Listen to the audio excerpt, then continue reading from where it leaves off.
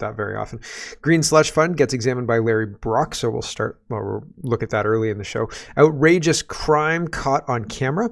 So there's a shooting at a Bollywood pop star, I think is how it's being framed, in Vancouver, and like the filming of the thing seems first person. It looks almost like a video game, like he's filming as he's shooting. You can see the hand and the gun like a video game, like you're playing Doom or something. It's weird, and I'll show you the video. And United Nations, they hate free speech. They hate humanity. I think the United Nations is part of one of the big problems currently in the world, and one of the things that's currently pushing for the chaos that we're seeing. Anyway, there's lots to get to. Let's get to it first. United Nations says hate speech online can cause harm in real life. What's hate speech? Say hashtag no to hate. Make your social feed a no hate zone. What the heck is a no hate zone? Check facts before sharing. I do try to. I have an update for the milk story, by the way, for the almond milk story. I'll tell you about that in a bit, though. Tackle hate by sharing messages of tolerance and equality. Support those targeted by hate speech, like financially mean or something else, because how about no? And more ideas at their link here. And it says online hate speech doesn't just stay online. No? I mean, it seems like often it kind of does stay online. When people protest in person, they get thrown in jail, like the truckers, right? Like the Coots guys. And yet when people try and hash things out using words online, people say, oh, you've injured me. Oh my gosh, I can't believe you said that. Oh my gosh, I'm so injured. And so like, what do you expect? Like, you can't win. And they're creating a situation where I think if you're not actively supporting those targeted by whatever hate speech is the, du jour speech of the day, like hate speech of the day, then you're going to be part of the problem. You know what I'm saying? It's kind of what they're doing with TERFs versus supportive people for whatever that subversive ideology is. And if you're not actively on their side, then your passivity is viewed as being supportive of the other side. And that's kind of what they're trying to do with this whole online hate thing. And people are absolutely bonkers if they think that this won't be exploited to target enemies of whatever ideology is in power, be that a hard right-wing conservative ideology or a crazy left-wing progressive ideology. They call themselves progressive, but it's not progressive. It's very, very damaging. Anyway, John responds to this. He says, hate is entirely subjective, meaning it's personal. That is an irrefutable fact. Something I hate may not be something you hate, right? Like you may hate chocolate cereal, and I couldn't see how anybody could hate chocolate cereal, but could you imagine if I made it illegal to hate chocolate cereal, right? If I was like, listen, this hate speech is intolerable. You'll not talk down about Nesquik, okay? That stuff's great. So, right, it would be, I mean, you'd first think I was kidding. And then when you were in jail, you would say jokingly to the other prisoners, I'm in here because I don't like chocolate cereal. And then as the years drew on, you'd write the Gulag archipelago of chocolate cereal. And I mean, hopefully I'd get my comeuppance, right? Because tyrants, even chocolate cereal tyrants, deserve their comeuppance. So it's Orwellian. Okay. The ambiguous nature of hate speech, whatever that is, allows whoever is in power to make that determination, whatever hate speech is. They will interpret any deviation from their rigid ideological beliefs as hate speech. This is Orwellian. This is dystopian. Is that Fruit Loops there you've got? I mean, you're kidding, right? Straight to jail. It's crazy. It's absolutely crazy. Clown Down Under says, very interesting. This concerted push to silence opposing views and differing opinions. No freedom of speech here. I haven't actually listened to this yet. This is another tyrant in Australia. And here we go. We'll just listen together. Here we go. We've made, unlike what happens with the coalition where they dance around issues, have no discipline, allow people like Senator Rennick's finally left, but was out there undermining their own, undermining common sense out there. They got people in the coalition who've stood up in the Senate and supported Vladimir Putin rather than the Ukrainians. They have people who questioned the science behind COVID and, of course, question many of them the science behind climate change and engage in a range of conspiracy theories. What we do is we are prepared to act. Look, we've made... Straight to jail. Conspiracy theories, right? They think Fruit Loops is better than Nesquik cereal. And that's dangerous, actually. It's dangerous misinformation. And anybody who says that or holds those positions should be tarred and feathered and thrown directly in prison. Here is... I'm kidding, but like that's how insane this all is, right? Like you can have an arbitrary position, right? Climate change is the most dangerous thing in the world. Don't worry about that communism thing. Also, don't worry about that vaccination thing. All good. Everything is just fine and under control. The real danger is just listen to us, right? Misinformation. That's the only danger. So moving on, we've got some unbelievable crime caught on camera in Canada last night or the other day. Brittany's highlighting this. She says, this happened on Vancouver Island last night. I'm betting $100 the criminal who's perpetrating this came to Canada as an international student. Hashtag diversity is our strength. I'll show you the video in just a second. Juno Performer is who was targeted. So Dylan is the guy who performed at the Juno ceremony. And I made fun of it saying, this isn't something that I really identify with. And it seems like it's out of place in this Juno performance, et cetera, et cetera. That said, I don't like houses being shot at and or houses arson and attempting to lighting cars on fire and attempting to light the house on fire.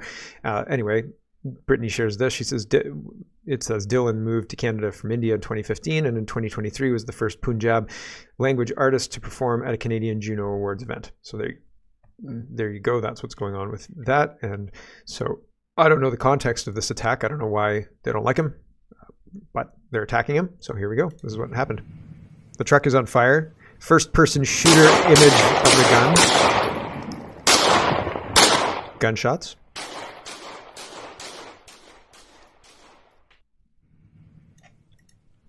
Pretty scary stuff, right? And then there's a second video of this guy, and this is like a ring cam or a security camera or something to that effect, and it's the guy lighting the truck and the car beside it on fire.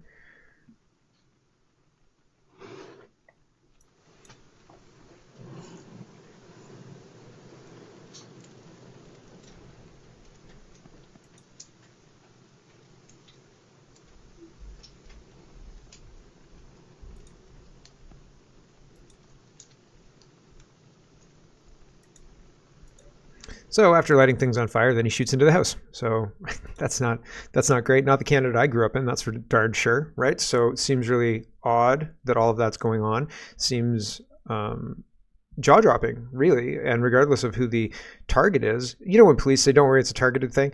What if you're the target, though? Like, what if somebody's like, "Oh man, I really hate that Mark guy and his chocolate cereal stuff," right? Like, let's get him. So that's not good. Oh, don't worry about it, everyone. The general public's not in danger. Okay, but what about like, you know, regular people? Are they in danger? Like, people willing to do that put regular people in danger, regardless of their intention. Larry Brock. Let's move on just a little bit. We'll get into our grab bag of governance in one tab, and then it's kind of a short show. I mean, it's Labor Day weekend, right? And we're barreling into a new legislative session where they really want to pass Bill C-63. So buckle up, right? I'm looking forward to and hoping that they can't execute this, but I think they're going to try to arrest people similar to how the UK is getting away with it, saying, you know, you broke this law.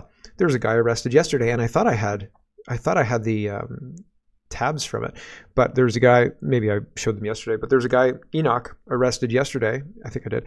And his whole thing was being a teacher and not embracing or endorsing the transgender nonsense. And so he's been arrested. And so that's concerning, right? Like, very, very concerning. Anyway, here's Larry Brock, more concerning Canadian news. He says, Trudeau's Green Slush Fund is a new name, but the same old corruption. Taxpayer dollars continue flowing to Liberal insiders. When will Canadians get their money back? Tomorrow, stay tuned. I don't know. Larry Brock says, Larry's Trudeau's Green Slush Fund scandal is bigger than a Rive scam. How many Liberal appointed directors funneled funds to their own companies? So it would be gauche if I got elected by, you know, whoever, and then I went to the House of Commons, and then I just started funneling contracts to me. You know, like, yes, I'm your elected official, but I am also providing face masks, and I'm also fixing these potholes with my pothole company, and I'm also doing all these things. So don't worry about me giving me money. It's totally above board. And, there's somebody who's okayed it. So they don't do that. But what they do is say, it's not me that I'm giving money to. It's this company here that I have an ownership stake in, me and this other guy. But don't worry, I let the other guy run it, right? And so instead of just giving it directly to me, I'm giving it to this other entity that's controlled by me. So you don't know.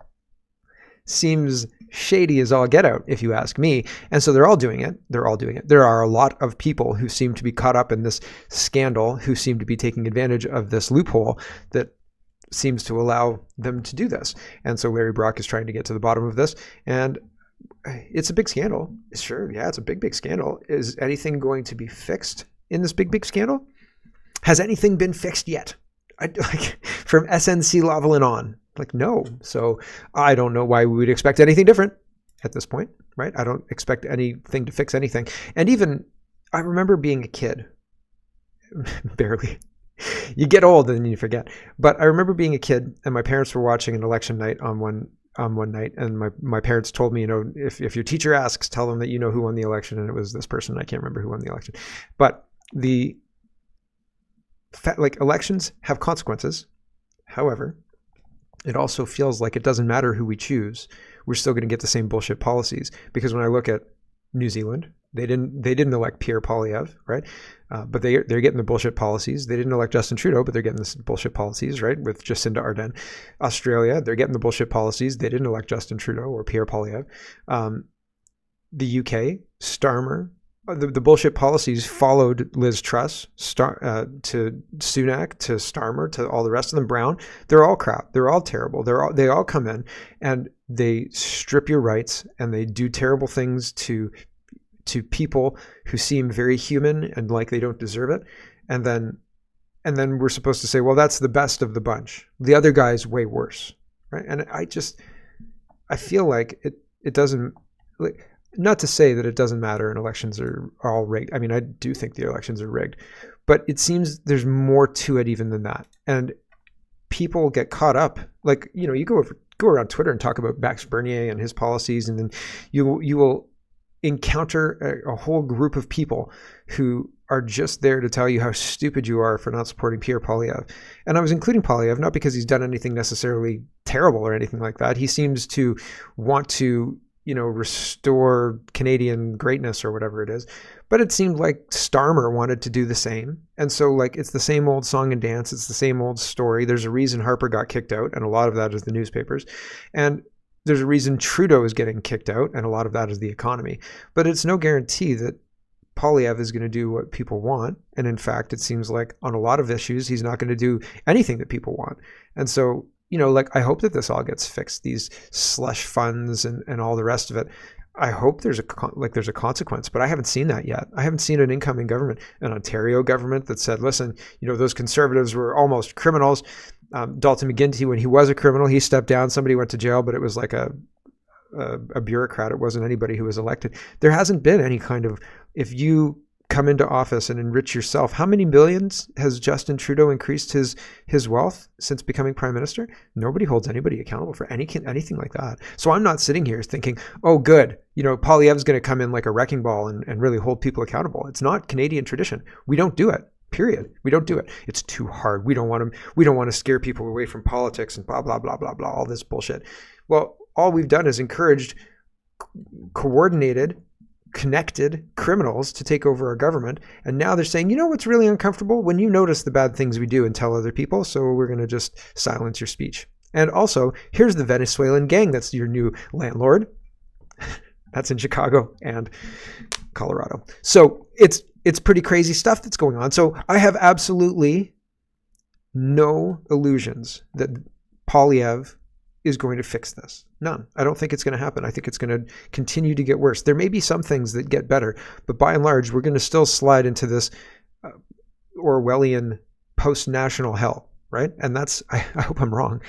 But if you do try and talk about policy, I think I got distracted. If you do try and talk about policy, there are gangs of people who will follow you and try and get you into a war of, like a flame war, talking about Bernier or Poilievre, or, call you a Justin Trudeau apologist or something to that effect. And it's ridiculous. It's all ridiculous. And it doesn't help anybody. Okay, moving on. Not really moving on, but kind of moving on. Contrarian is pointing out the $1 billion trust slush fund. And Contrarian says, remember the $1 billion green slush fund called the Sustainable Development Technology Canada? You know, the one that was questionably doling out millions and was breaking funding rules routinely, then got caught. Somehow the standing committee, or tomorrow, the standing committee will be meeting on this at 10 a.m. Should be interesting, and details of the meeting in the thread.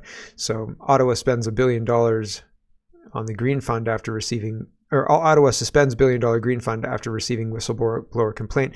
This was October 2023, and now we're going to be digging into that a little bit. We'll see. I think it's probably continued to operate, right? Like, I don't think that anything's got better. It seems to have all gotten worse. All of it seems to have gotten worse. Here's CTV News. They're not joking about this report. This is a real report, straight-faced. They're trying to convince you, and I'm not convinced.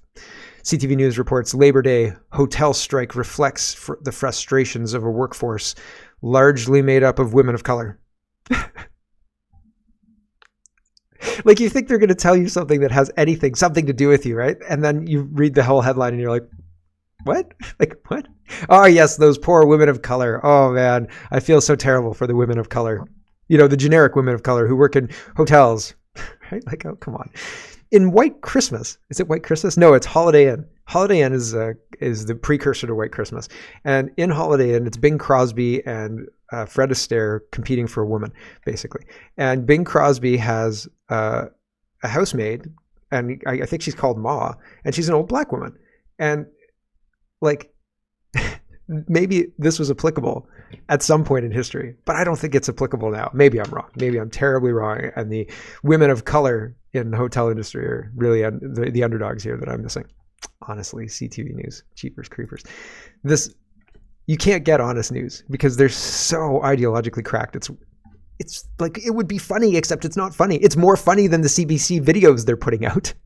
Here's Ryan Gerritsen. He says another video from this hour has 22 minutes.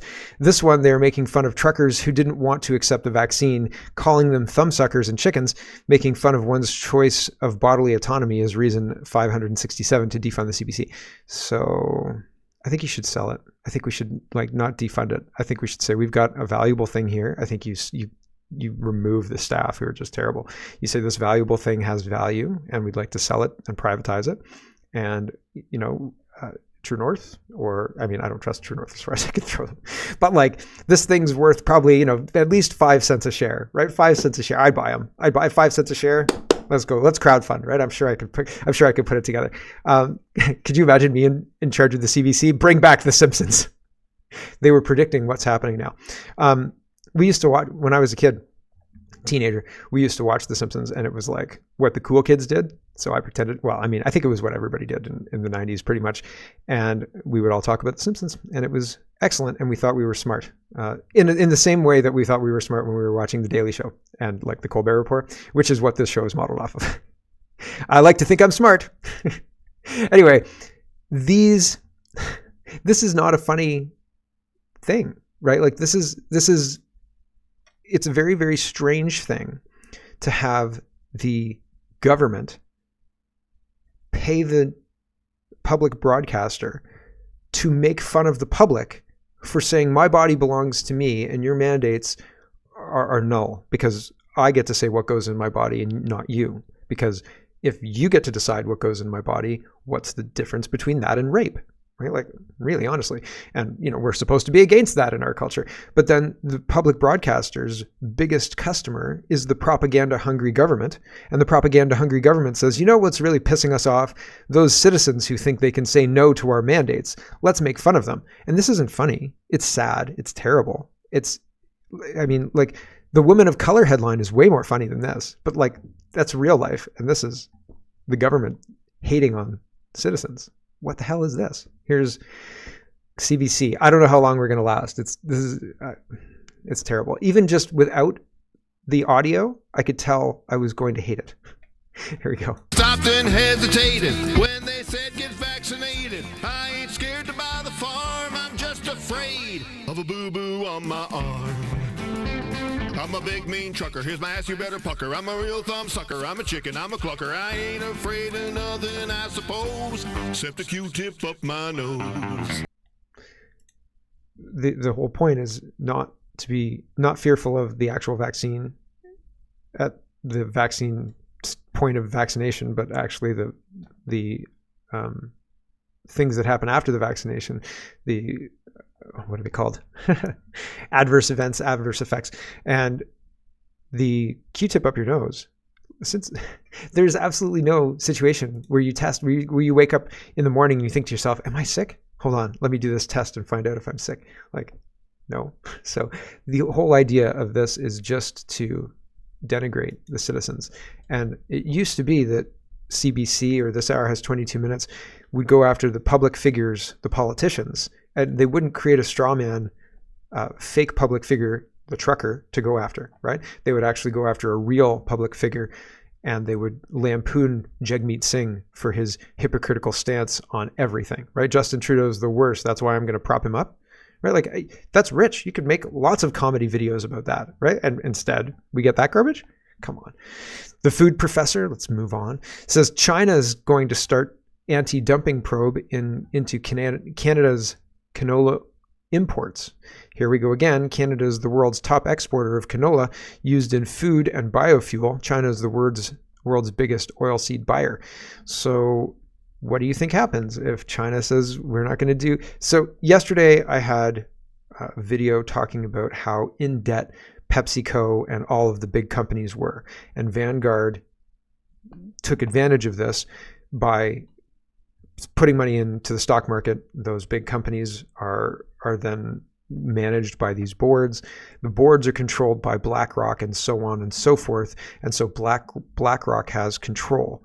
What happens when you do that, like as a country? If your exports go to one country, if you put all your eggs proverbially in that export basket, and that country says, remember what happened with Saskatchewan? And there was a commodity they were shipping, and I can't remember what it was exactly. Was it it might have been fertilizer, but it might have been something else as well. I can't remember exactly. But there was a commodity that Saskatchewan was shipping, and China said, we don't need it anymore.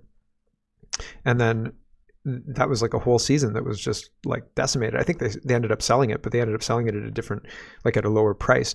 And so when a country has that much power, it seems like suspect after Canada said, hey, you know what, we're going to do this EV battery tariff thing to match the United States, because if we don't, we're going to destroy our own, like our investment in all these batteries, which is going to be destroyed anyway. Like, the investment's gone. Don't count those chickens.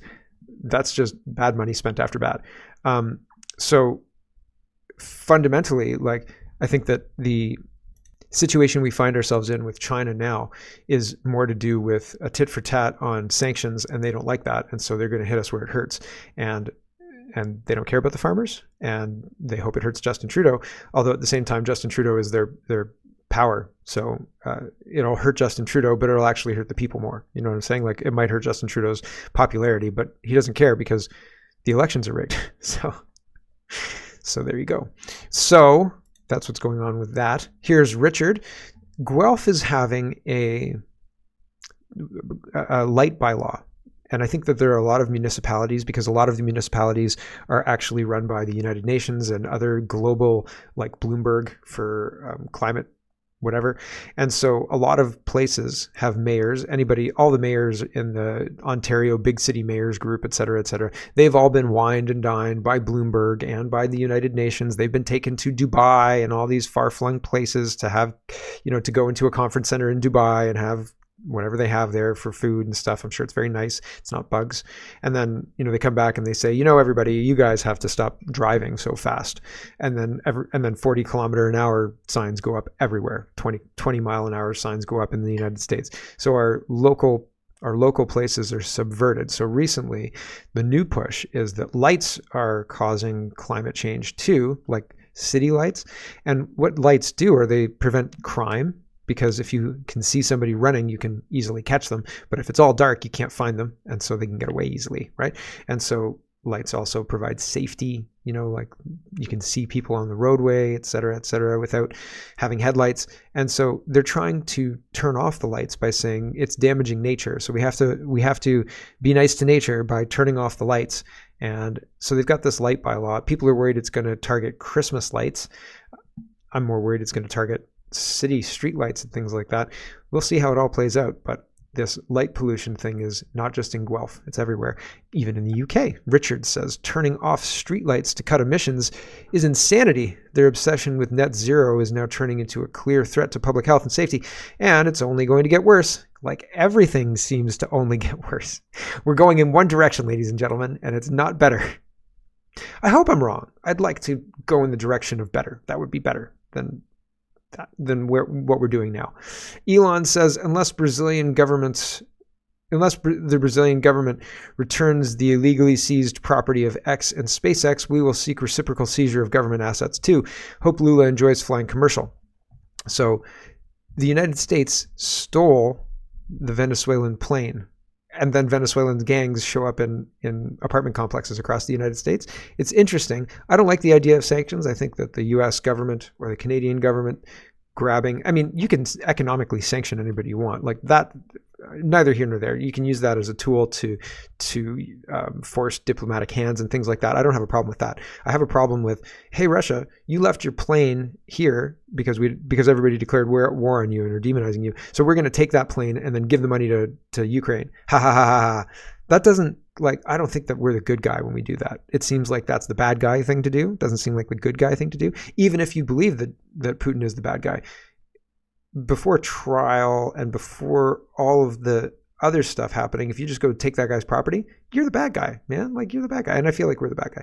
So we've done this to Maduro as well. The United States has done this to Maduro as well. They seized the Venezuelan president's plane in the Dominican Republic, and then they flew it to Florida. And again, I feel like they're the bad guy. Like the good guys don't do that kind of stuff. But Elon Musk is right on board. He says, I hope you enjoy flying commercial there, buddy. And I mean, I don't like Lula. I think he's a terrible guy. I don't think... I'll say this again because I'm not sure if I did say it already. Their obsession with net zero is now turning into a clear threat to public health and safety, and it's only going to get worse. Yeah, it seems like it's getting worse. It doesn't seem like it's getting better. Moving on. I already talked about that. And Randy Hillier says, why are vessels... So I think that with the attempted assassination of Donald Trump and Bibi Netanyahu being in the United States at that time, I have a feeling that they wanted to pin this on Israel's enemies, Iran, right? And so, and having Bibi Netanyahu address the United States and say, like, it was Iran and we've got to freaking get them, seems like poetic if you look at this from who's in charge of the United States, who's really in charge of the United States, right? Like, it's not the US president, Biden, it's not even Donald Trump, it's the president of Israel, right? And so, I mean, it's interesting that didn't work out. Bibi still addressed the American leadership and then left after Donald Trump was shot. But it didn't have the oomph, right? But I think that they're trying to start a war with Iran, and they're trying to blame Iran for the world's issues and the world's being destabilized. They're saying you guys are the problem. And like, I don't love Iran. I'm not saying Iran's like, yeah, Iran's really the good guy here. That's not what I'm trying to say. But it seems like there's way more than meets the eye about all of this. And it seems like quite convenient, right, to have a situation like the assassination of Donald Trump. And then you say, oh, you know what? We definitely have information that says Iran did this. It was definitely Iran that this kid was speaking with. And then you have the entire US go to war with Iran on behalf of Donald Trump. I mean, Israel, right? So I don't know. It seems like a huge setup. And so the Houthis and Hezbollah and all of the stuff that's going on in that area seem like, again, more than meets the eye. And I'm not up to snuff on all of that area of the world. So like, I'm not a good resource for it, but it's happening. And so we should kind of talk about it. So Randy Hillier is responding to the U.S. Central Command. Central Command says the Houthis attacked 2 crude oil tankers on the morning of September 2nd. The Iranian-backed Houthis attacked 2 crude oil tankers. The Panama-flagged owned Greek-operated My Blue Lagoon and the Saudi-flagged owned and operated MV AMJAD with 2 ballistic missiles and a one-way attack uncrewed aerial system hitting both vessels. Both vessels are laden with crude oil. The MV AMJAD is carrying approximately 2 million barrels of oil, almost twice the amount of onboard the Greek-owned MV Delta Sunan, which the Houthis attacked on August 21st. Currently, salvage efforts are underway in the southern Red Sea for the disabled Delta Sunan, which is still on fire and threatens the possibility of a major environmental disaster. These reckless acts of terrorism by the Houthis continue to destabilize the region and global commerce, as well as put the lives of civilian mariners and maritime ecosystems at risk. U.S. Central Command will continue to work with international partners and allies to protect commerce and mitigate potential impacts to the environment, despite irresponsible and careless actions of the Iranian-backed Houthis. So it's Iran, right? And Randy says, why are vessels still attempting transit in the Red Sea? The USN and NATO have been ineffective in providing defense and have been unable to destroy the Houthis' military capacity. Who is paying for all these losses? We are silly. It's our tax dollars. That's where they're laundering the money through Ukraine. No, they're laundering the money back to themselves, realistically. Here's Sean, and he says, Joe Biden... Hello everyone, thanks very much for watching. This is just a short version of a longer show. If you'd like to get the whole show, you can go over to CanadaPoly.com and sign up for a subscription. Just look in the drop-down tab for Shop and Donate and look for subscriptions, and you'll get immediate access to the full show. Love to see you. Thanks for watching, everybody. Have a wonderful, wonderful